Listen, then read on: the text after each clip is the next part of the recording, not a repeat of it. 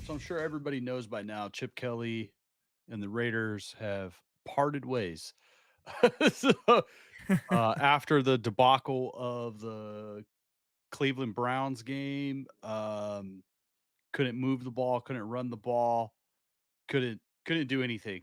Couldn't in the words of Jim Mora, we couldn't do diddly poo. So 10 sacks, Vince. Oof. 10 sacks, dude. The game was when the Browns scored that first touchdown, I was like, "That's it. It's game over." For the Raiders to have won, they needed to score first, and for whatever reason, like 7 points felt too daunting for this offense to overcome. Um, Me personally, I felt like you had to move on, and I know there's a lot of Raider fans that are unhappy with the firing of Chip Kelly because they thought that because the offensive line is so bad that it's hard to evaluate like what he could do. But like in my mind, the the offense, he was in complete control of the offense. And that's what Chip Kelly excuse me, that's what Pete Carroll said at his press conference today. Was that, he kind of let him do his own thing and it just didn't work out. They couldn't get on the same page. When you I'm gonna jump around a little bit. It's not about one game. It's not just about the Browns. It's mini games. When you have, and I've been screaming about this all year, Vince, all year about having Geno Smith in shotgun formation when your tackles can't block for that long. And then how the angle of the edge rush getting to Geno Smith, it's just the spacing. They're not going to be able to pass block for that long, especially in a shotgun formation where it takes longer for these plays to develop, for these guys to get downfield. It wasn't going to work. And you just kept doing the same thing over and over again. And you really didn't, the Raiders never even had not one bread and butter play that they could execute over and over again. It feels like every NFL team has like some type of run play or a pass play that, you know, 8 out of 10 times they're going to make that play work. Different formations, different things, but they did not have any bread and butter plays that this offense can execute. So me personally, I just felt like it was time to move on. There was zero creativity. There was, you know, and I get it. The offensive line stinks. But you gotta try something new, a different blocking scheme, change the playbook. Uh, "Hey, guys, what are the 5 plays, 10 plays that you wanna run?" And it just seems like they kept running the same plays, Vince, over and over and over again. Same pass play, same run play. "Oh, didn't work that time. Let's" you know, they make a 15-yard completion to Jack Besh. "Oh, let's not go to that guy ever again." You know? It's like it was maddening. So I felt like you had to move on, and I definitely think if you watch the press conference with Max Crosby and Ashton Jeanty after the game, Max Crosby said it, "We keep doing the same shit and expecting different results." And then Pete Carroll reincorporated that comment and said, "We just keep doing the same thing, and it's not really changing, and it's not fair to the fans, and it's not fair to the our guys. So we needed to make a change." So clearly, Pete Carroll was not on the same page with Chip Kelly, and it just wasn't going to work. Um, Yeah. and it just wasn't going to work. On the silly side, we talked about this in our text thread because we got Tyler's not on the show tonight. He unfortunately stuck in traffic, but he's an Eagles fan, and Chip Kelly, s Eagles, and then Yep. he did a stint with the 49ers and Yep. ran that franchise into the ground, and then he comes over to the Raiders and helps. I mean, they're already in the ground, but he just drives it even further.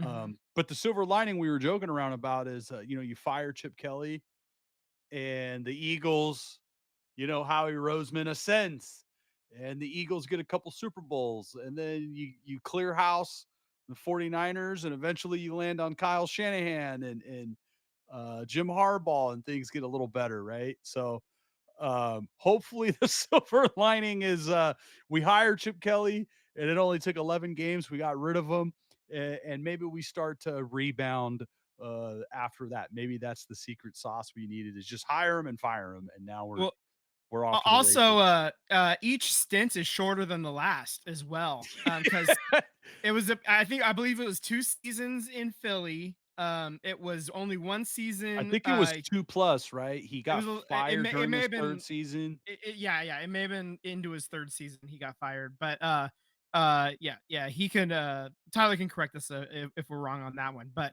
it was only 1 full season with the Niners, Yeah. before we cut him loose, and now, he didn't make it a full season with you, and he wasn't even the head coach either, No.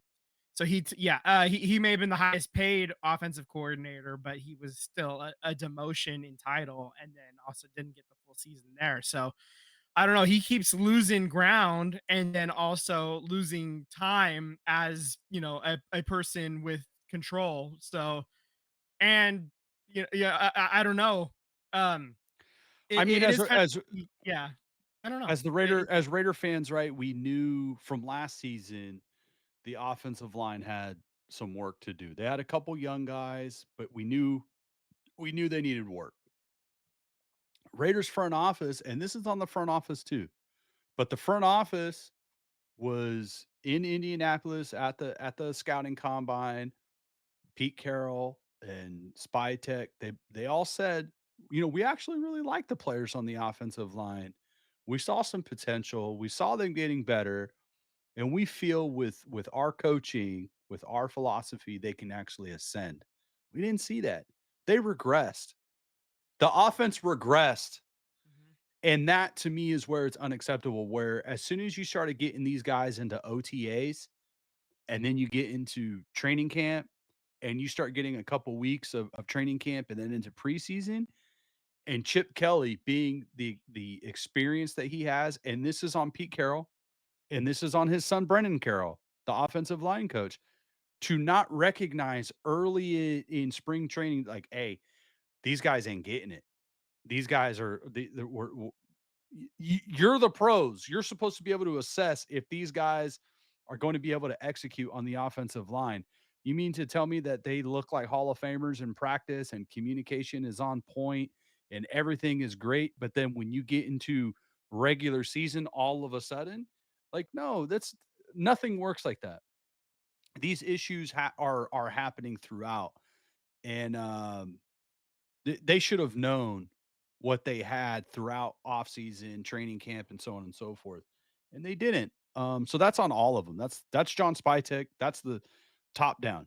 That's on them for fielding this offensive line because we, as Raider fans, we knew they needed to address the offensive line, and when they kind of did, you burn two third round draft picks, and they don't get no play. The season was over in October, and now where I'm at, now that Chip Kelly's fired and the special teams coordinator is fired, the 25 Raiders season is gone. It's done. Um, obviously, right? Yeah. Everybody who's on the roster right now is now auditioning for the 26 Raiders. And if you're with all due respect to Tyler Lockett, Landon Roberts, anybody who's on these 1-year deals, you're probably not coming back. I don't think they've done enough to say like, "Hey, I deserve another a 2-year deal or another 1-year deal." I don't think they've done it. I don't think anybody's done enough to come back, to be honest.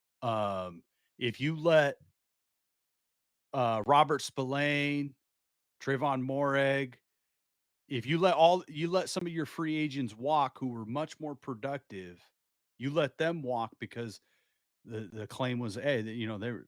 they were good players, but it was still a 4-win team. Well, this is a 2-win team.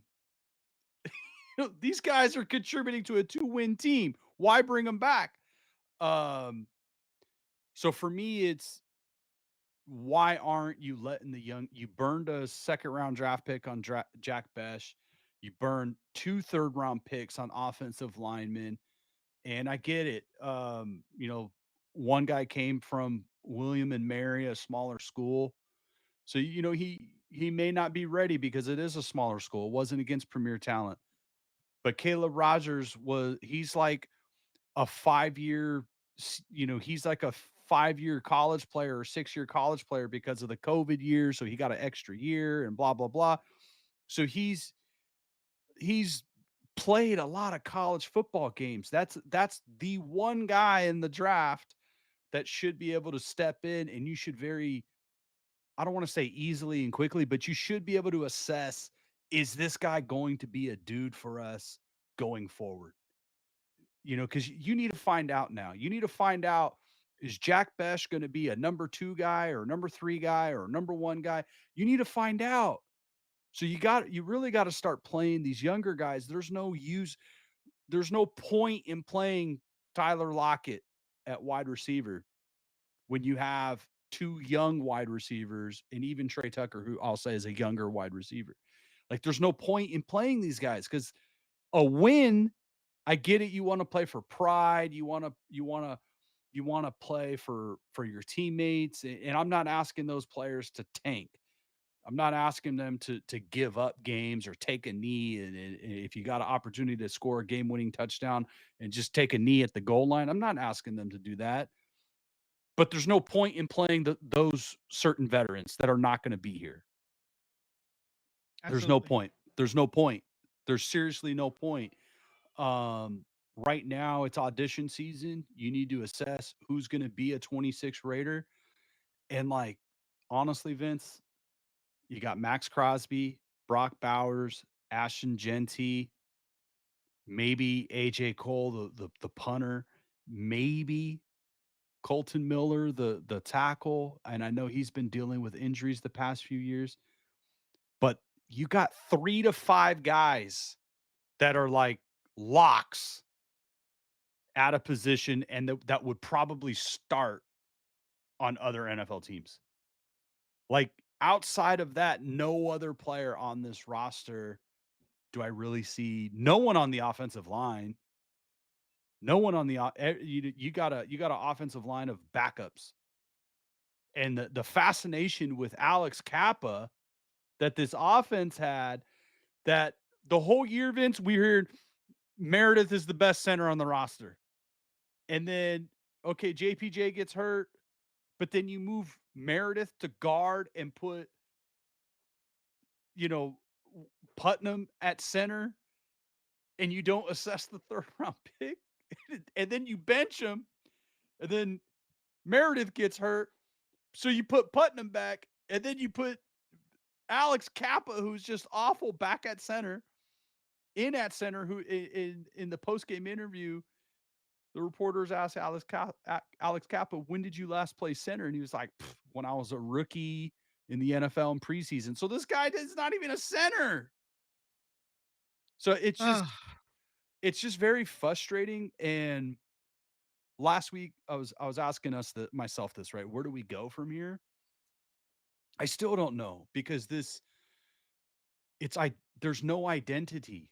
There's no direction. Are we building for the future or are we trying to win now? Like, to me, I think Spytek wants to play the young guys, but I think he was trying to be acquiesce a little bit to Pete and get some veteran guys in here, and it just didn't work.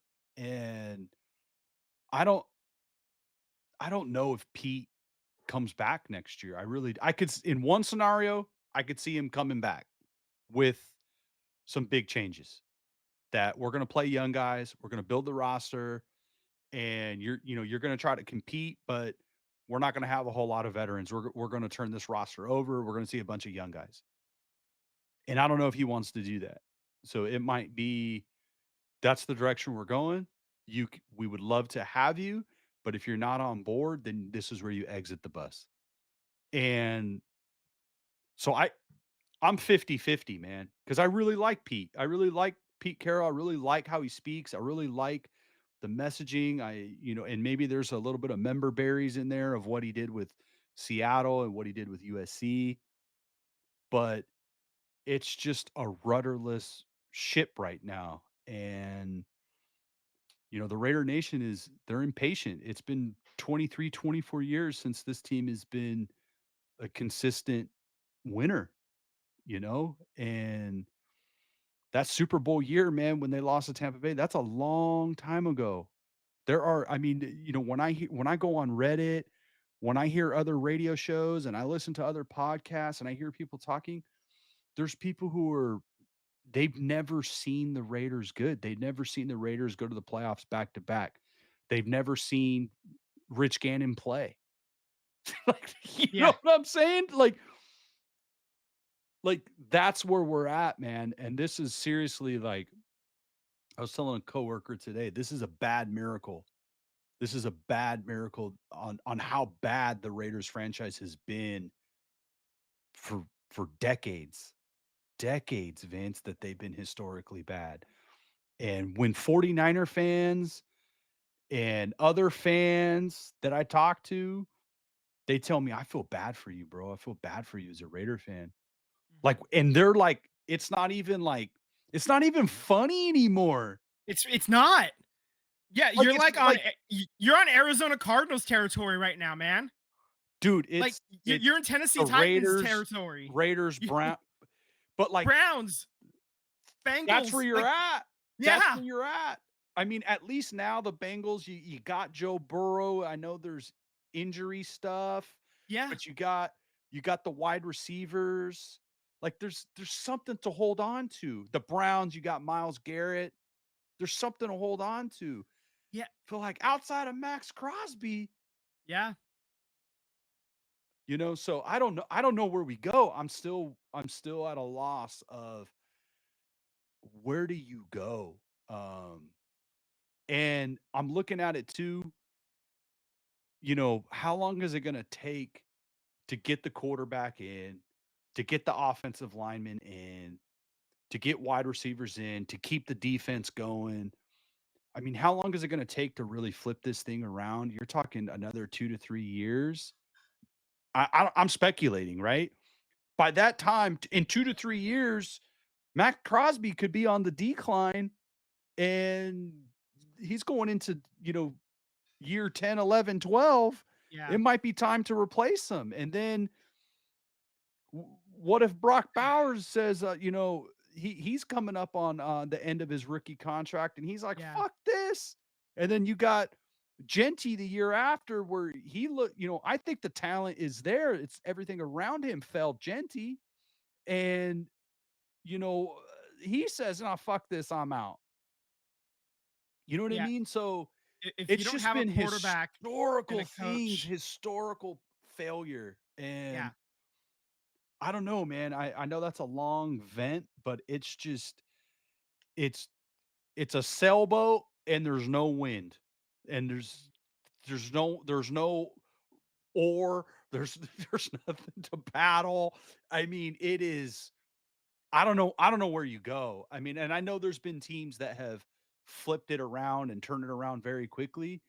I think now, like, there's really no point,